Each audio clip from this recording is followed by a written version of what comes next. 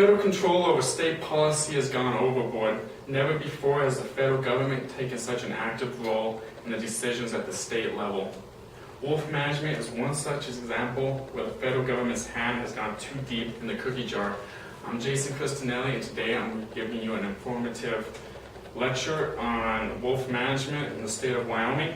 Wyoming government control of wolf management will benefit wildlife and the public in wolf-dominant areas across the state.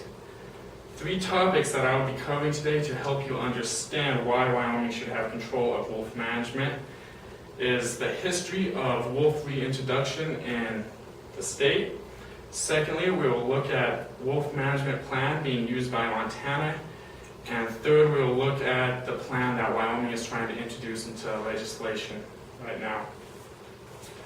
Wolf reintroduction began in 1995 in Yellowstone with 31 wolves introduced. That same year, 35 wolves were also reintroduced into northern Idaho. At that time, 300 wolves were the number that we were seeking, as well as 30 breeding pairs for a sustainable population with genetic viability. Those numbers were met in 2002.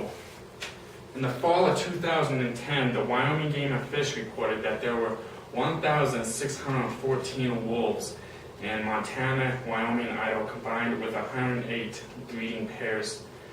That population is based mainly on the available prey in an area. Due to this, they have lowered the elk population in Yellowstone significantly, as they take greater than 85% of the wolf kills are elk.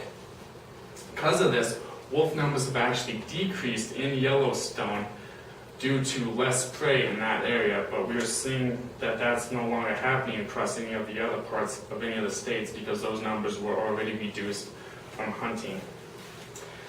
This is shown from the Mladenoff study that wolves will move to areas of higher quality habitat. It was once thought that they were limited by their geographical boundaries. This is shown as not true. They will move from one forest over great vast distances to another forest to find more prey. Animal rights groups have also fought through judicial review to keep management out of the hands of the states. This continues to increase the cost for the states due to legal fees, paying off ranchers for any cattle kills, and sheep. One thing that pro-wolf groups do is they do scientific management versus what wildlife officials would like to see. This scientific management is not based on a human-wolf interactions, but is based on a non-human world.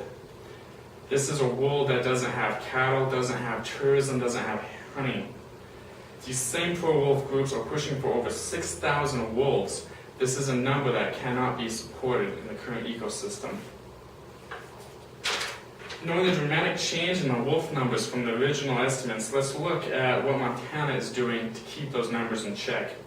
On April 15th, 2011, Montana was granted that they could delist the Montana wolves from their Endangered Species Act in that state. Under that same ruling, it cannot be held under judicial review, which stops the pro-wolf groups from stopping it. All of this is coming from the Montana Fish, Wildlife, and Parks fact sheet. The state will keep at a minimum 150 wolves and 15 breeding pairs. They're going to be managed similar to the bears and mountain lions in Montana. The only designation they're going to have is species in need of management. So what is legal killing in Montana? They're going to have a hunting season. In that hunting season, there will be a harvest quota of 186 wolves in 14 different areas. The 14 different areas were picked based on the concern of available prey in those areas and managing hunting as well. Legal killings also involve any wolves that are in the act of killing dogs or livestock, any wolves that you may need to protect human life from, and to resolve any wolf-livestock conflicts. All can be considered legal killings. There are 3 ways that wolves can be relisted, though, in Montana. That is, if the wolf population falls below 100 wolves and 10 breeding pairs in Idaho, Montana, or Wyoming at any time. Any of the 3 states, Montana can lose it. If there's less than 150 wolves and 15 breeding years for 3 consecutive years in any of those states, it will also be relisted. And if new state laws or management significantly increases threat to the wolf population, they will be relisted. With knowledge of what Montana is doing, we're going to explore what is going on in Wyoming at the current time. First, there was no plan in Wyoming and Yellowstone. They were just going to be let loose pretty much in Yellowstone and run how they could. Wyoming came back and said, we're going to leave it like that, but outside of there, we're going to make all wolves predators, and we're going to go ahead and take care of them that way and just leave 7 breeding pairs in the park. That was fought under judicial review and denied.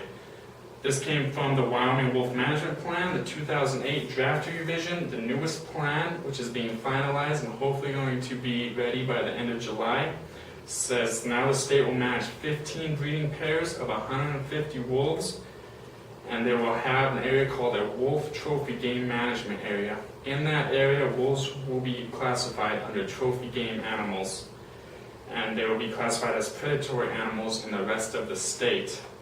The difference with this is there has to be at least 7 breeding pairs outside of the national parks, so they have to maintain that inside those areas.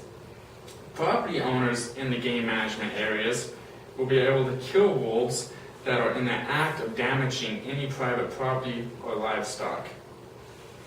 Wolves taken in the game management area by any hunters with a valid permit must notify the Game and Fish within 24 hours, and within 5 days they will have to take their skull and pelt in. Predatory wolves must also be reported within 10 days. So there's currently no plan in Wyoming. The management policies concerning wolves in Wyoming, we can see from the history of wolf reintroduction that wolves can survive in viable numbers in the greater Yellowstone area. Wolf management plans in other states have worked and continue to reproduce and create genetically different packs. Wyoming can control the wolf management plan and should control it. With the newest plan being reviewed now, hopefully we can create a legacy of conservation that other wildlife plans and conservation groups can follow. Thank you.